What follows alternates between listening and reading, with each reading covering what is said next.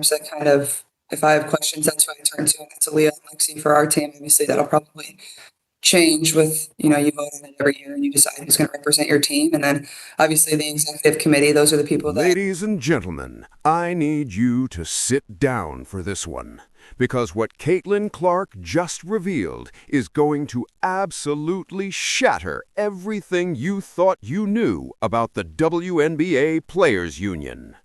For months, we have been told that the WNBPA is fighting for all players.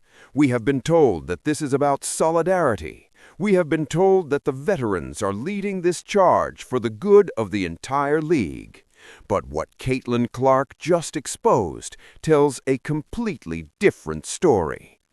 According to sources with direct knowledge of internal union discussions, Caitlin Clark was told to shut up.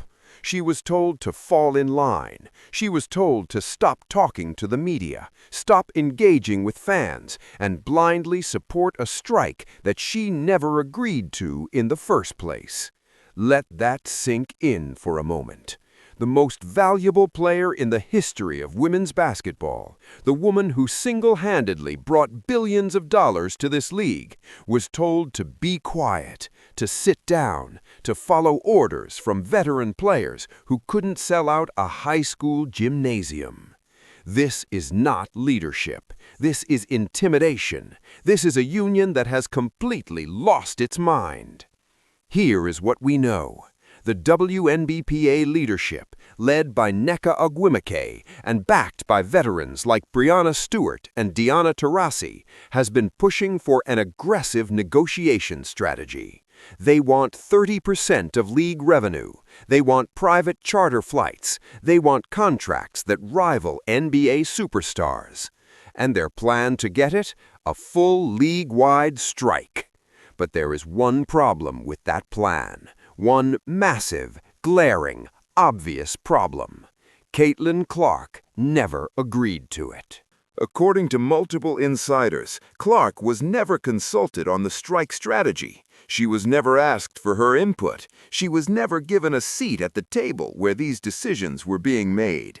Instead, she was handed a script. She was told what to say. She was told when to say it. And when she pushed back, when she asked questions, when she dared to have her own opinion, she was shut down. They wanted her to be a puppet, a face for their movement, a billboard to attract attention, while the veterans pulled all the strings behind the scenes.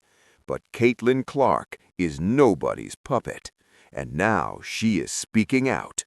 Sources close to Clark say she is furious, not just frustrated, furious. She feels betrayed by a union that used her name, her brand, her popularity to push an agenda she never supported.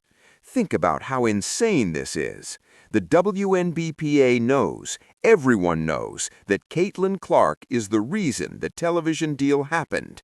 She is the reason arenas are sold out. She is the reason corporate sponsors are lining up with checkbooks open.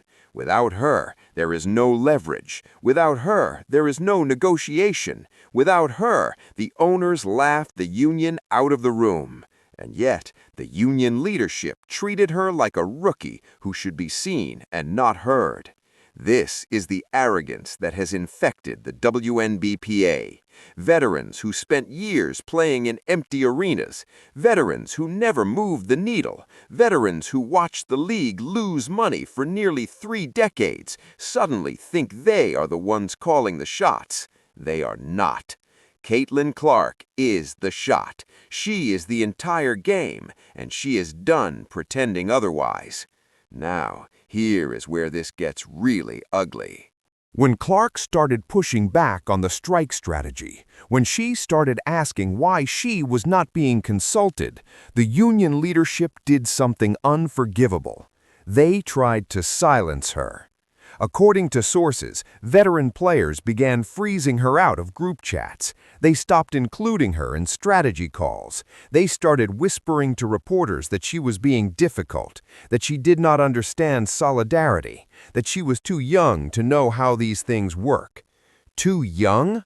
Too young? This is a woman who generated more revenue in one season than some of these veterans generated in their entire careers. This is a woman who has more leverage than the entire union leadership combined.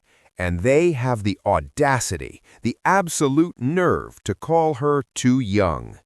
This is not about age. This is about jealousy. Pure, ugly, undeniable jealousy. The veterans cannot stand that a 22-year-old rookie walked into their league and became the most important player overnight.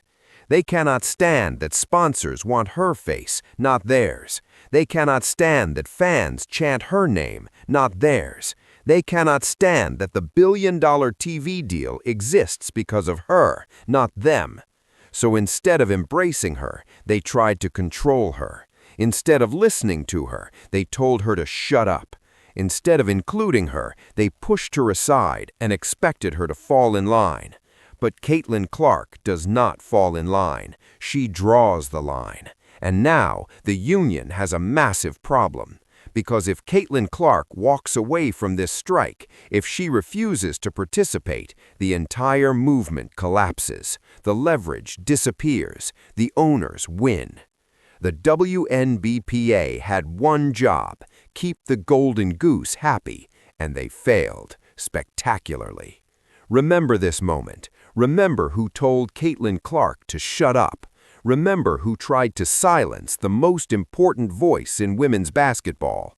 It was not the owners. It was not the fans. It was the union, the very people who were supposed to protect her. The betrayal is complete, and the fallout is just beginning.